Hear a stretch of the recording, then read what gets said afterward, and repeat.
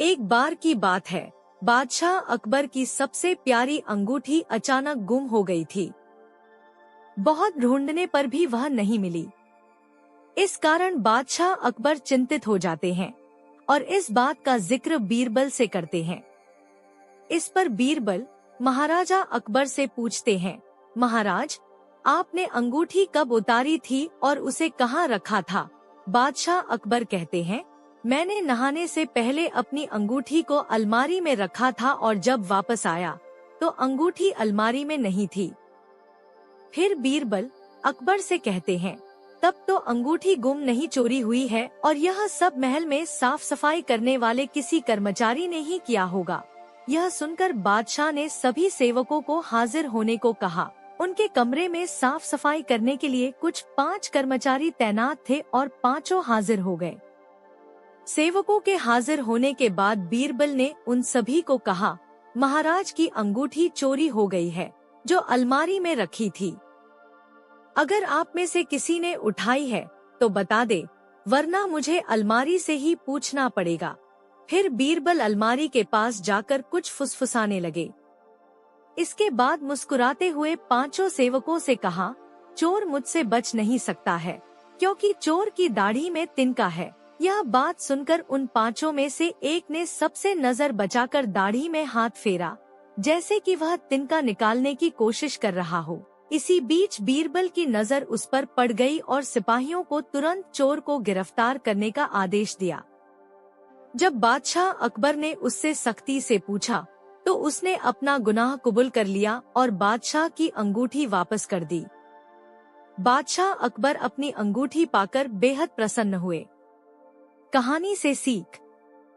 इस कहानी से यह सीख मिलती है कि ताकत की जगह दिमाग का इस्तेमाल करने से हर समस्या का हल मिल सकता है। बादशाह अकबर और बीरबल हमेशा की ही तरह एक दिन बैठकर अपनी प्रजा के बारे में बात कर रहे थे। बातों ही बातों में बादशाह ने कहा कि बीरबल, तुम्हें पता है हमारी प्रजा बेहद ईमानदार है। इसका जवाब बीरबल ने ये कहते हुए दिया कि बादशाह सलामत, किसी भी राज्य में लोग पूरी तरह से ईमानदार नहीं होते हैं, सारा जग ही बेईमान है। बादशाह को बीरबल की यह बात पसंद नहीं आई। उन्होंने पूछा, बीरबल, तुम ये कैसी बात कर रहे हो? बीरबल ने उत्तर दिया कि मैं एकदम सत्य कह रहा हूँ। आप चाहो तो मैं अपनी बात अभी साबित कर सकता हूँ। इतना आत्मविश्वास देखकर बादशाह बोले, ठीक है, जाओ तुम अपनी बात को सच साबित करके दिखाओ। बादशाह अकबर से इजाजत मिलते ही बीरबल पूरी प्रजा की बेईमानी बाहर लाने के लिए तरकीब सोचने लगे। उनके मन में हुआ कि लोग खुलकर बेईमानी नहीं करते हैं, इसलिए कुछ अलग करना होगा। यह सोचते ही उन्होंने पूरे राज्य में यह ऐलान कर दिया कि बादशाह एक बड़ा सा भोज करना चाह रहे हैं। उसके लिए वो चाहते हैं कि पूरी जनता अपना योगदान दे। बस आप लोगों को ज्यादा कुछ नहीं, एक लोटा दूध पतीले में डालना होगा। इतना ही प्रजा की तरफ से काफी है। इस बात का ऐलान करवाने के बाद जगह जगह पर 1-2 बड़े बड़े पतीले रखवा दिए गए। इतना बड़ा पतीला और राज्य की जनसंख्या को ध्यान में रखते हुए उसमें लोगों ने शुद्ध दूध डालने के बजाय पानी मिला हुआ दूध डाला। किसी किसी ने तो सिर्फ पानी ही डाल दिया। हर किसी के मन में यही होता था कि सामने वाले ने तो दूध ही डाला होगा। अगर मैं पानी या पानी मिला हुआ दूध डाल दूंगा तो क्या ही हो जाएगा। शाम तक पतीलों में दूध इकट्ठा हो गया। बीरबल अपने साथ बादशाह अकबर और कुछ रसोइयों को उन जगहों पर ले गए जहां पतीले रखे गए थे। बादशाह ने जिस भी पतीले में देखा तो दूध नहीं, सिर्फ सफेद पानी ही दिखा। रसोइयों ने भी कहा कि महाराज, ये दूध नहीं है, ये सारा पानी ही है। इसमें मुश्किल से आधे से 1 लोटा दूध होगा, जिसकी वजह से इसका रंग हल्का सफेद है, वरना ये पानी से ज्यादा कुछ नहीं। इन सारी चीजों को देखकर बादशाह अकबर हैरान हो गए। उनके मन में हुआ कि मैं तो सबको ईमानदार समझता था, लेकिन बीरबल की ही बात सच निकली। उन्होंने बीरबल को कहा कि तुम ठीक ही कहते थे, मुझे हकीकत समझ आ गई है। इतना कहते हुए बादशाह, बीरबल और रसोइये वापस महल आ गए। कहानी से सीख, किसी पर भी अंधा भरोसा नहीं करना चाहिए। मौका मिलने पर लोग बेईमानी करने से चूकते नहीं हैं।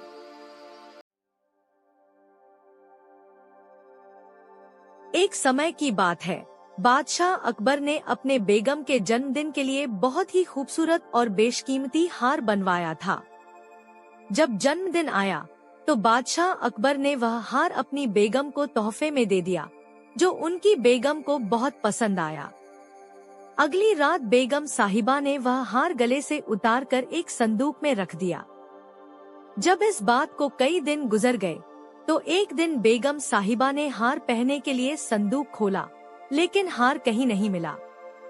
इससे वह बहुत उदास हो गई और इस बारे में बादशाह अकबर को बताया। इस बारे में पता चलते ही बादशाह अकबर ने अपने सैनिकों को हार ढूंढने का आदेश दिया, लेकिन हार कहीं नहीं मिला। इससे अकबर को यकीन हो गया कि बेगम का हार चोरी हो गया है।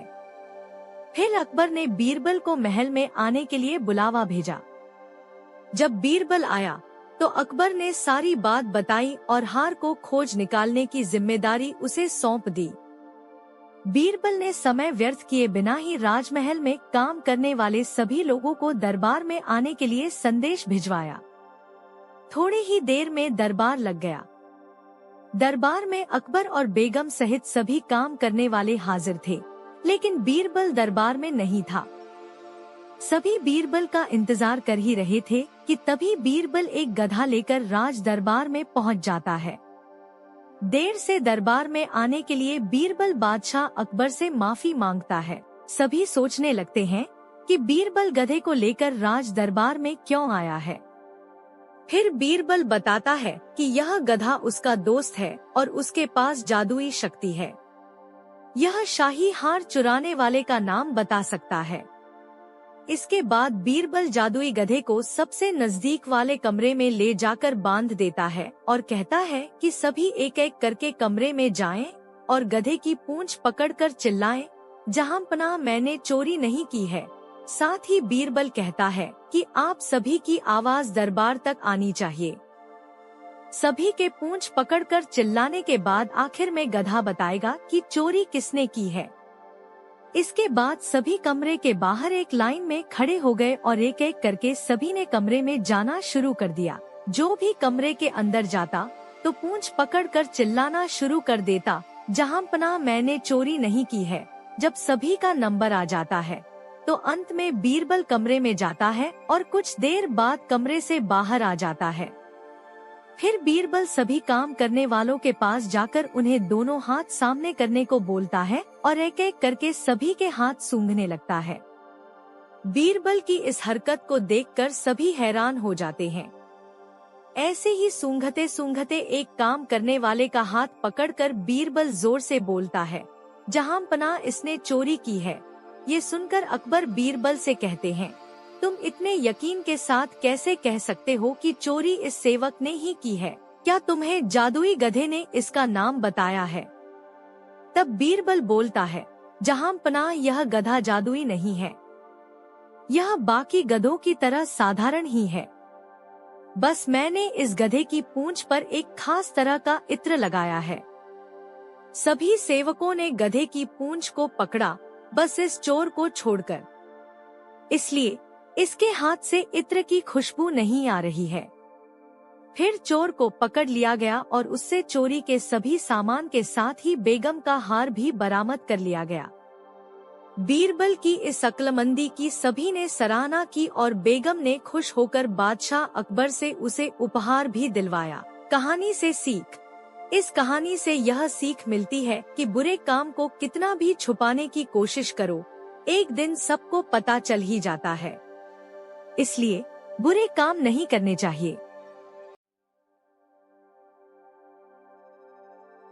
एक बार राजा कृष्णदेव राय के दरबार में नीलकेतु नाम का एक व्यक्ति आया। नीलकेतु काफी दुबला पतला व्यक्ति था। वो दरबार में पहुंचा और राजा कृष्णदेव राय को बताया कि वो नीलदेश से आया है और अभी वो विश्व देखने के लिए यात्रा पर निकला है। उसने राजा को यह भी बताया कि सभी जगह घूमने के बाद वो राजा के दरबार में पहुंचा है। यह सुनकर राजा कृष्णदेव राय काफी खुश हुए। फिर राजा ने उसका स्वागत विशेष मेहमान के रूप में किया।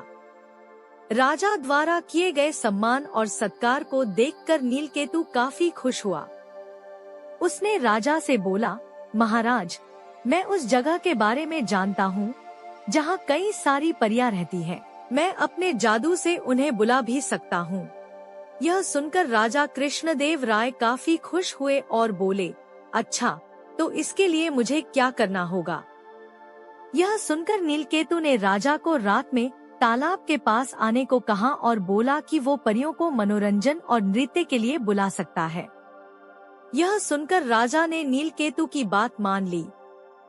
फिर जैसे ही रात हुई, राजा अपने घोड़े पर बैठकर तालाब की ओर चल दिए।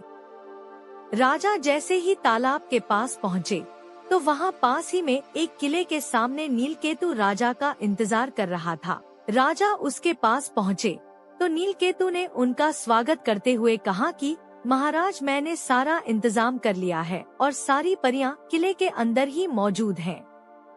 राजा जैसे ही नीलकेतु के साथ किले के अंदर जाने लगे, तभी राजा के सैनिकों ने नीलकेतु को बंधक बना लिया। यह देख राजा हैरान रह गए। उन्होंने पूछा, यह सब क्या हो रहा है?